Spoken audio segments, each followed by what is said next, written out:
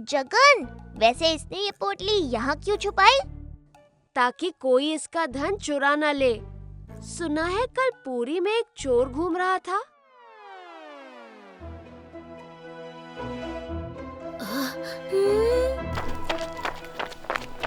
प्रभु, कल मेरी बेटी की शादी है और सारे गहने चोरी हो गए। पूरे जीवन की कमाई चोर ले गया। अब इसकी शादी कैसे होगी?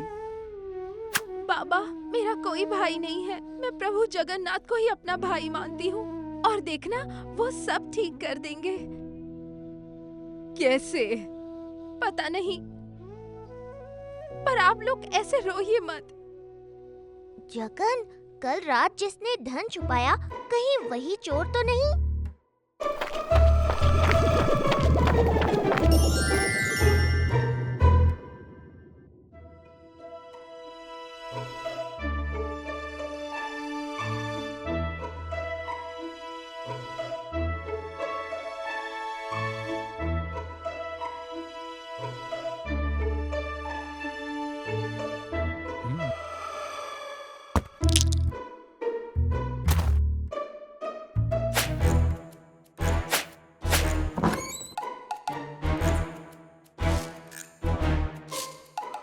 तूने चोर के लिए मुझसे इतना सब करवाया? अभी तो और करना बाकी है। क्या? चोर के घर चोरी करना। नहीं, बिल्कुल नहीं। अब मैं इस बछड़े में नहीं पड़ूंगा।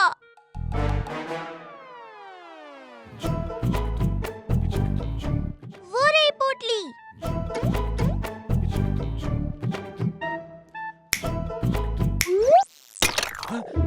कौन है? कौन हो तुम? क्या करने आए हो? सच बोल दे। हे भगवान,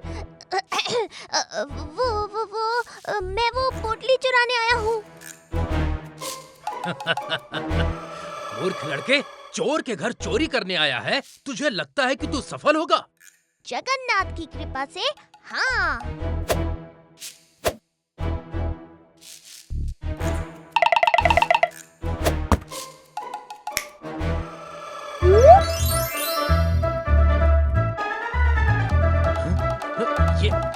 ये तुम कैसे कर रहे हो? मैं नहीं, जगन्नाथ प्रभु कर रहे हैं। अब वो पोटली मुझे दे दो। नहीं, पहली बार इतनी बड़ी चोरी की है। अब मैं पूरी छोड़कर चला जाऊंगा और आराम से जीऊंगा। नहीं, मैं अपने भक्त को यहाँ से नहीं जाने दूंगा। मैं हिल क्यों नहीं पा रहा? किसने मुझे पकड़ा हुआ है? तुम भूत हो क्या? जिसने तुम्हें पकड़ा है वो भूत से भी भयानक है। क्या बोल रहा है? वो एक बार पकड़ लेता है अपने भक्तों को तो कभी नहीं छोड़ता।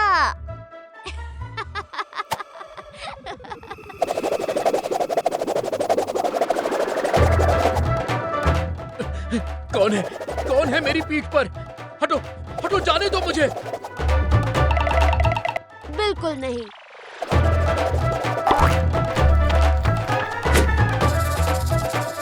उतारो मुझे नीचे, मुझे चक्कर आ रहे हैं। जानता हूँ।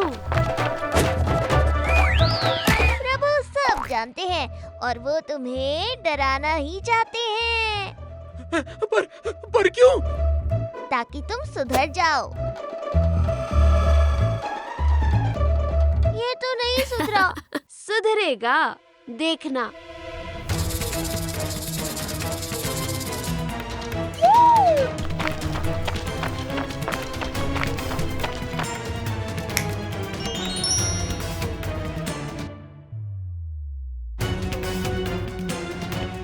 बलराम, कुछ कर।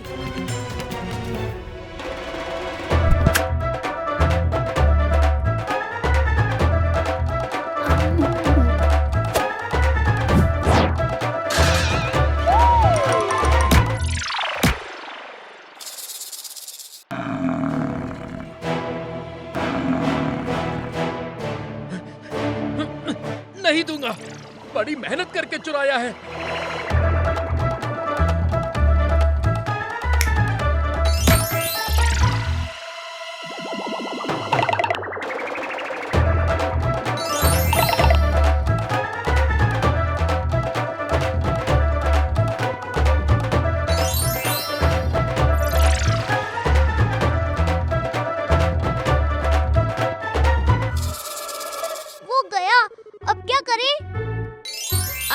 करेगी, गुरुत्वाकर्षण शक्ति करेगी। हाँ? चल।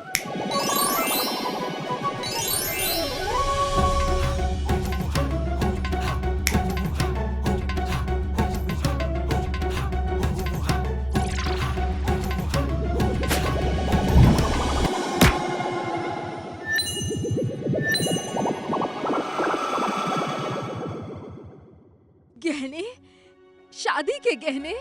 ये यहाँ कैसे आए? कौन है ये? ये मेरे जगन भैया हैं।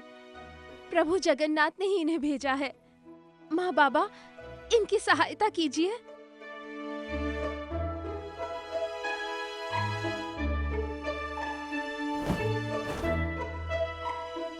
लो बेटा, पानी पियो। थक गए होगे हमारे गहने ढूंढते ढूंढते। नहीं वो हाँ हाँ काका, गर्जन भैया ने मंदिर में सुन लिया था आपके गहनों के बारे में। उन्होंने प्रभु जगन्नाथ की प्रेरणा से इन्हें ढूंढ लिया। अब दीदी की शादी अच्छे से हो जाएगी। बेटा, जुग जुग जियो, हमेशा खुश रहो। मेरा कोई बेटा नहीं है, पर आज तुमने एक बेटे जैसे हमारी लाज बचाई। आज से आप मेरे भाई हुए गर्जन भैया। अब चलिए, मेरी बहन की शादी है आज, बहुत काम है। प्रभु जगन्नाथ की जय। हे प्रभु, हे जगन्नाथ, मैंने संकल्प लिया है कि हनुमान जयंती पर अपने इष्ट देव हनुमान जी को 1008 किलो के बेसन के लड्डू चढ़ाऊंगा। परंतु हमारे गांव का नया मुखिया इस कार्य में निरंतर बाधा डाल रहा है। मेरी सहायता कीजिए प्रभु। जगन, ये कौन है? ये बजरंग है, पास के गांव से आए हैं। पवन पुत्र हनुमान के बहुत बड़े भक्त हैं। तुझे तो इनकी सहायता करनी चाहिए। ये मेरा नहीं, तेरा काम है। भक्त है ना तू, तो कर दूसरे भक्त की सहायता। भैया, मेरा नाम बलराम है। यदि आप कहे तो मैं आपकी सहायता कर सकता हूँ। अवश्य बलराम, परंतु कैसे? चलिए मेरे साथ।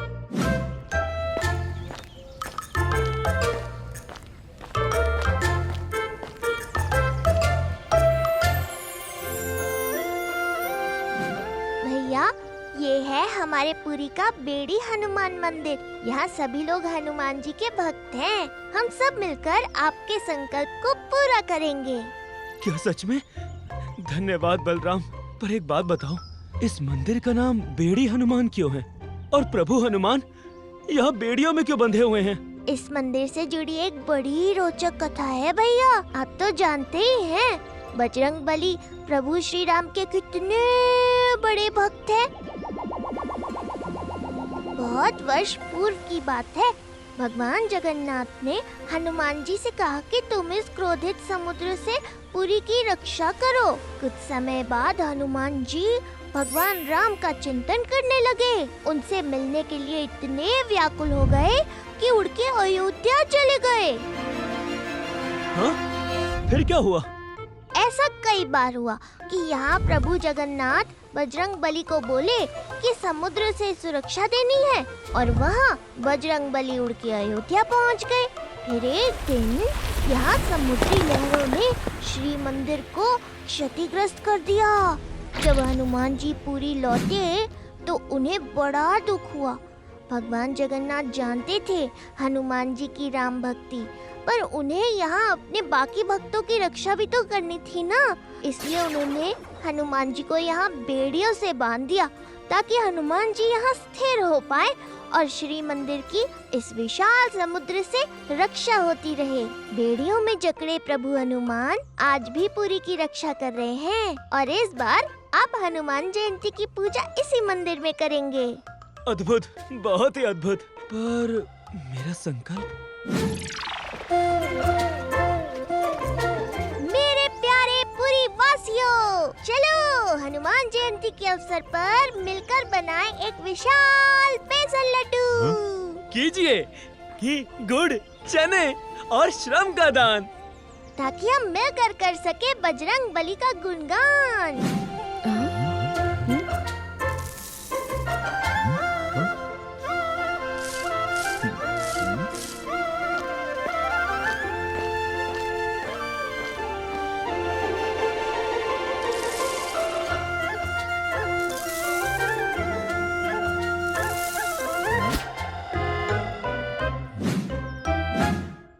गांव का मुखिया मैं हूँ और लड्डू बनाएगा वो बजरंग। मैं भी देखता हूँ ये लड्डू कैसे बनता है।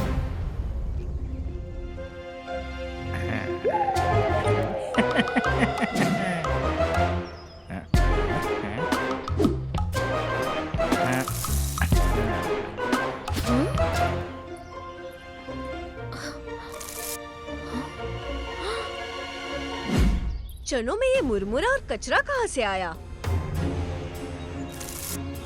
लगता है ये मुखिया जी का ही काम है। अभी तक तो चने बिल्कुल साफ थे। हमें इन गंदे मुरमुरों को इन चनों से अलग करना होगा। पर इसमें तो बहुत समय लग जाएगा।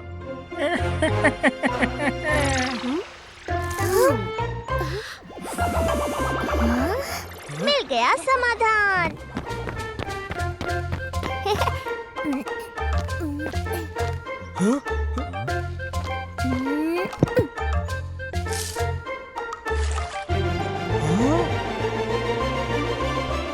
अद्भुत बलराम, अद्भुत। हल्का होने के कारण मुरमुरा जल की सतह पर ही तैरने लगा और चने से अलग हो गया।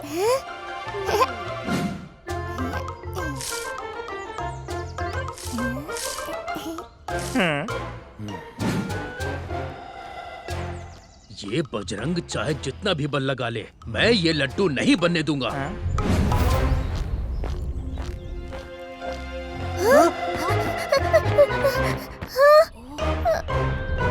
मुखिया जी ने हमारी सारी लकड़ियों को बेकार कर दिया। अब हम चूल्हा कैसे जलाएंगे? चूल्हा क्या केवल लकड़ियों से जलता है? चूल्हा तो कोयले और गोबर के उपलों से भी जलता है। परंतु उपले सुखाने में तो बहुत समय लग जाएगा।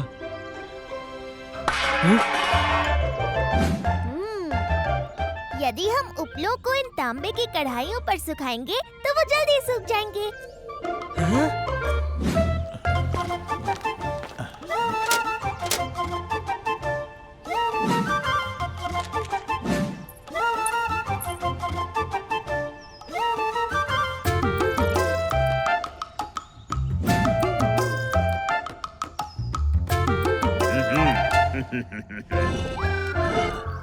अब लड्डू बनाने में कोई बाधा नहीं आएगी क्योंकि सेनापति काका जो आ गए हैं। सैनिकों, इस पूरे क्षेत्र की घेराबंदी कर दो। जब तक ये लट्टू बनकर यहाँ प्रस्तुत नहीं हो जाता, हम किसी को यहाँ प्रवेश नहीं करने देंगे। जहाँ देखो वहाँ सैनिक है। अब मैं इस लड्डू को बनने से कैसे रोकूंगा? मैं बताता हूँ। मुखिया जी, मैं उस लड्डू को बनने से रोक सकता हूँ। बस 100 मुद्रा दीजिए और समझिए लड्डू का संकल्प चौपाट। मैं तुम्हें 200 मुद्राएं दूंगा, परंतु काम पूरा होने के बाद।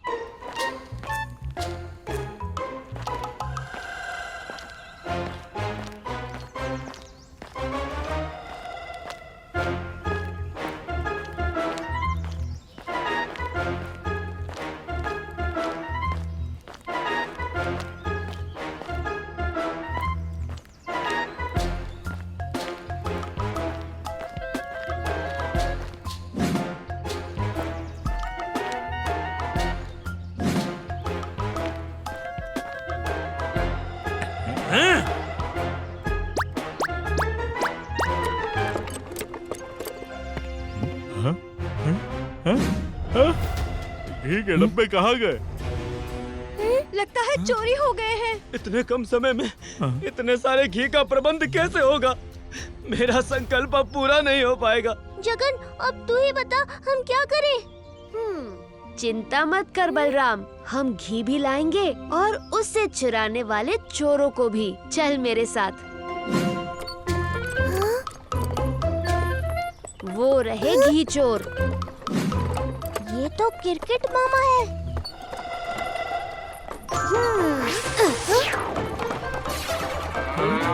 अरे ये सब क्या हो रहा है? हम उड़ कैसे रहे हैं?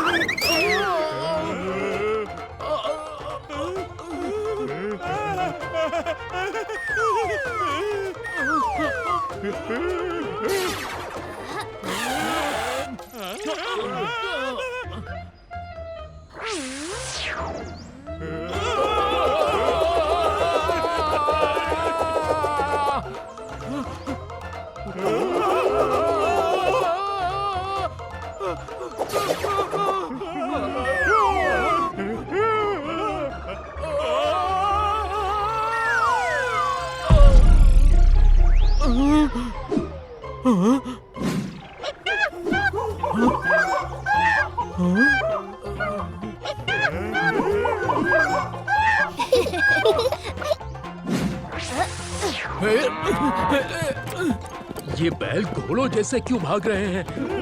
हे बजरंगबली, ये क्या हो रहा है?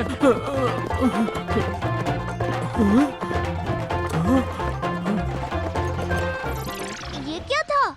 कई बार सबसे बड़ा दंड होता है हृदय परिवर्तन। मुखिया भी हनुमान भक्त है और मैं बस उन्हें उनकी भक्ति स्मरण करवा रहा था।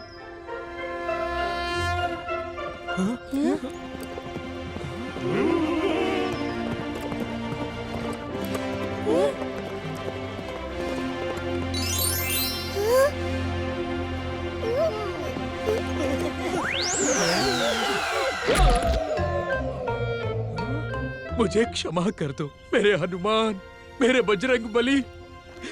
मुझसे बहुत बड़ी भूल हो गई।